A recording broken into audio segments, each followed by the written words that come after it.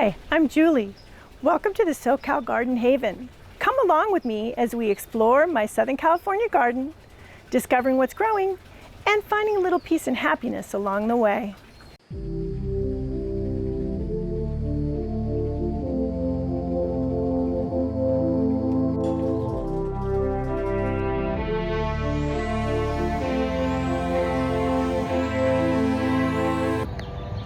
I've had this orange tree since the late 1980s, and so you can see it's a pretty well-established tree, fairly happy tree, although in recent years it has been threatened, like all of California's citrus, by citrus greening, which is spread by an Asian psyllid, the citrus psyllid. So that has been a problem, but this tree seems to be doing okay. There have been times over its life, actually when I was about 8 years old, it was looking pretty puny, and I remember standing there one day and saying to it, look, this is prime real estate here, so if you're not going to grow, I need to put something else here. And would you know, the following year, the following season, it was covered in beautiful, beautiful fruit. So this tree does respond, I guess, to threats, but I have enjoyed the fruit on it over the years. Now, right now, what you're seeing there is you're seeing that there is from the last year's harvest, and then we have a bunch of green ones from this year's harvest. So this did flower in January, so the green ones are the fruit from that, and then the other ones are from last year. And I like to keep them on the tree as long as possible because they are so delicious. The longer they stay on the tree, the sweeter they are. So today we're at late April, and it's definitely time for me to get these off of here because you do hit a tipping point where they can start to rot.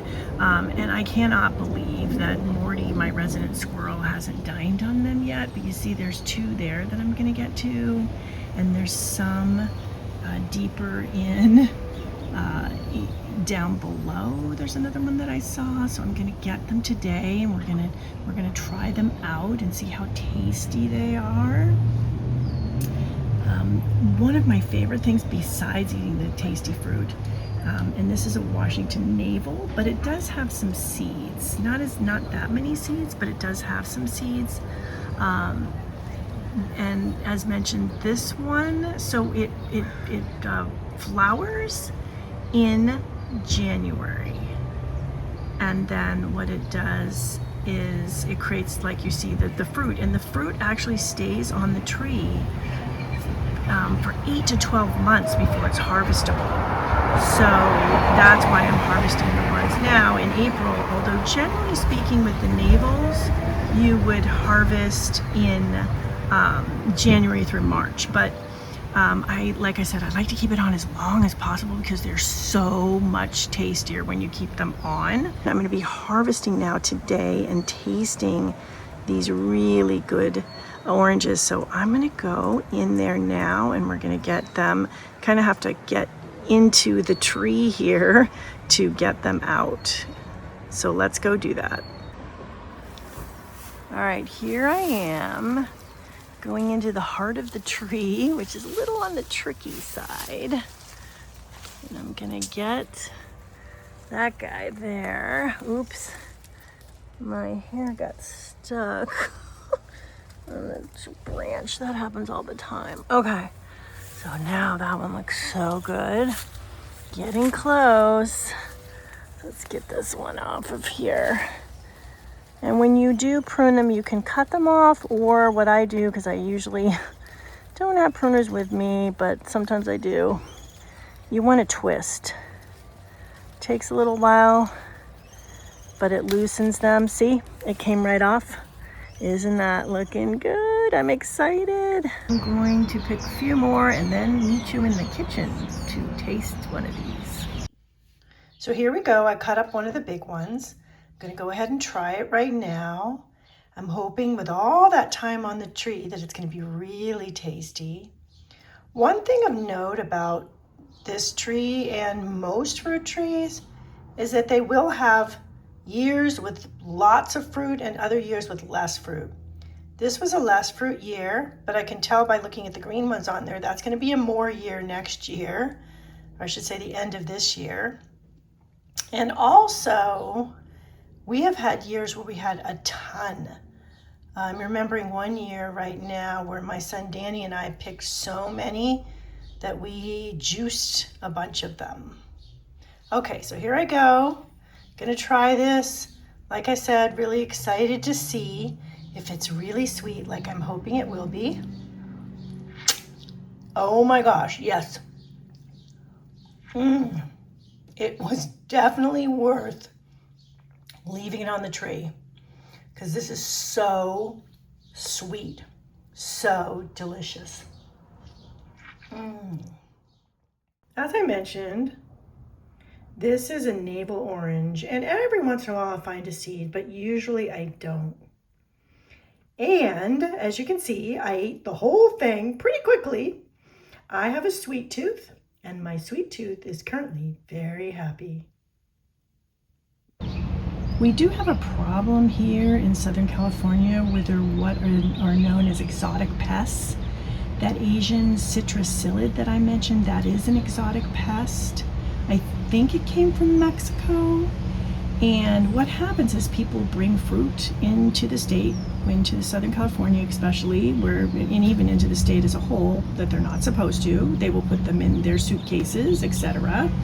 And then when that exotic pest finds our wonderful mild climate, they have a field day because they don't die back like they would if we had a freeze in the wintertime. And that's how we get all these invasions, and some of them extremely damaging, like this one, the citrus greening to the citrus industry as a whole.